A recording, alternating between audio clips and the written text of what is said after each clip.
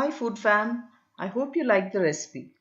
Don't forget to subscribe to my channel and hit the like button. See you soon with another recipe. Thanks for watching.